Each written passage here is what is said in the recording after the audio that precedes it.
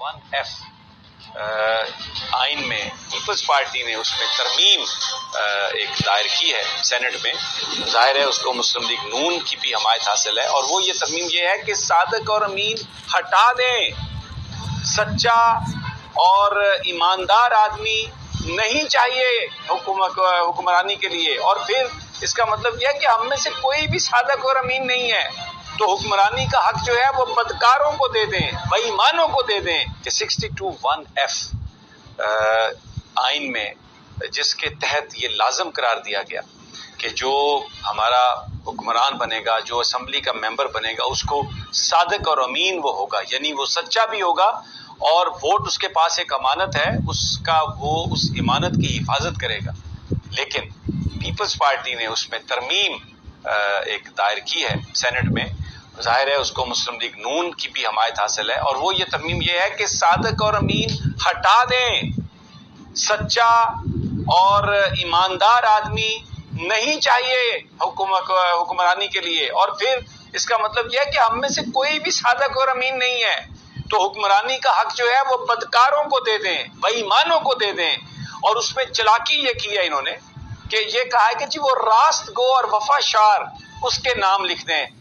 یہ میں آپ کو ایک واقعہ سنا دیتا ہوں. یہ منو بھائی نے سنایا واقعہ کہ 70s میں پاکستان ٹیلی ویژن پر رقص جو تھے وہ دکھانا مقصود تھے، لیکن ایک ملک میں ایک بڑی فضا تھی اس وقت، اور کوئی بندہ بھی ٹی وی پر یہ رقص، خاص طور پر جو ہمارے عرب ممالک کے رقص ہیں، وہ نہیں دیکھنا چاہ رہے تھے. تو وہ وہاں پر یہ ٹی وی کی مینجمنٹ نے یہ فیصلہ کیا ریپورٹڈلی کہ یہ کہہ دیں کہ یہ اسلامی رقص ہیں.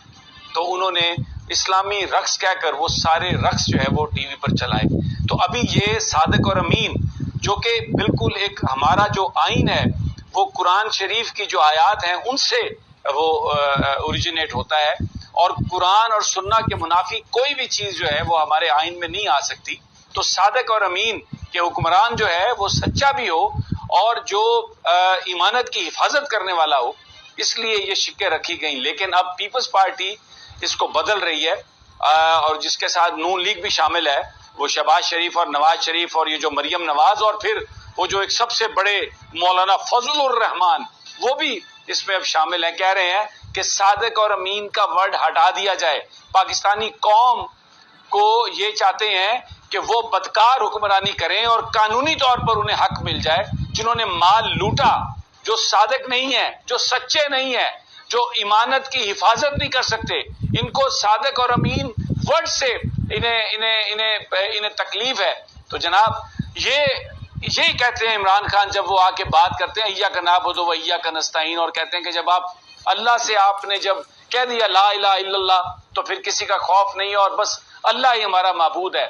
لیکن یہ ویسے اسمبلی میں آپ جائیں تو سامنے اتنی بڑی بڑی قرآنی آیات لکھی ہوئی ہیں، اوپر بھی لکھی ہوئی ہیں، لیکن یہ کہہ رہے ہیں کہ یہاں پہ صادق اور امین جو ہے نا وہ نہیں آ سکتا، اس کو ہٹا دیں. اور پھر چکر دینے کے لیے یہ دیکھیں، یعنی الفاظ کا کھیل. کہتے ہیں جی صادق اور امین تو صرف نبی پاک صلی اللہ علیہ وسلم کی ذات تھی. الحمدللہ اس میں کوئی شک نہیں ہے، لیکن سچا آدمی اور ایماندار آدمی وہی ہمارا حکمران ہونا چاہیے. اور آئین میں یہ جو چیز ہے اس کو ترمیم کے ذریعے نکالنے کی کوشش کی جا رہی ہے، اور ان کے چہرے پر کوئی شرم و حیا نہیں ہے، اور یہ آ کے یہ بات کرتے ہیں. فخر رحمان، مجھے ذرا بیان فرمائیے کہ یہ کس طرف لے جا رہے ہیں؟ یہ کن بدکاروں کو، ٹھگوں کو، چوروں کو پاکستان کا حکمران بنانا چاہتے ہیں، اور اس کو آئین میں ترمیم کر کے اب اس کو قانونی کرنے جا رہے ہیں. بالکل، یہ تو پرسن اسپیسیفک ایک قانون سازی ہوگی، اور کسی بھی صورت میں یہ سسٹینیبل نہیں ہوگی. دوسری بات یہ ہے کہ جتنے لوگ بھی اس کو لے کر آئیں گے وہ سب سے پہلے اسی نیت کے ساتھ ہی ڈسکوالیفیکیشن کی اس کیٹیگری میں چلے جاتے ہیں، کیونکہ قرآن اور سنت سے جیسے آپ نے کہا متصادم کوئی بھی قانون سازی نہیں ہو سکتی، تو یہ سسٹینیبل نہیں ہے. اور دوسری بات یہ ہے کہ یہ برملا کہہ رہے ہیں کہ کیونکہ کرپشن جو ہے وہ ہم کرپٹ ہیں، ہم چور ہیں، ہم ڈاکو ہیں، تو اس لیے ہم پہ اعتبار کرنے کی کوئی ضرورت نہیں ہے، اور آئندہ سے ہم پہ اس قسم کا کوئی حساب کتاب کرنے کی ضرورت نہیں، کیونکہ ہم تو اب یہ ڈکلیئر کرنے جا رہے ہیں کہ صادق اور امین جو ہیں ان کی کوئی جگہ نہیں ہے اس اسمبلی کے اندر.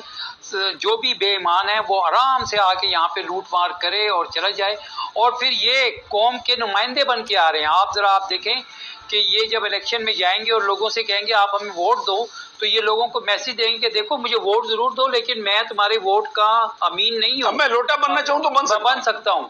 ٹھیک ہے نا. تو یہ بڑا افسوس یکسر ایک ایسا میسج ہے کہ انتہائی افسوسناک ہے. اور اس سے میں آپ کو بتا دوں کہ یہ ایک اور انہوں نے فوڈر جس کو ہم کہتے ہیں نا ملٹری ٹرم میں کہ عمران کی تحریک کو دے دیا ہے، وہ اور زیادہ ان کو جو ہے نا وہ ملے گی، کیونکہ اب تک جتنے بھی انہوں نے اعمال کیے ہیں اس سے ان کی سیاست کو ہی فائدہ پہنچا ہے. چاہے وہ ابھی آپ دیکھ لیں کہ یہ سائفر کا ایشو جس طرح انہوں نے کھڑا کیا ہے، تو اس میں میں آپ کو یہ بتا دوں کہ یہ تو سسٹینیبل ہے ہی نہیں.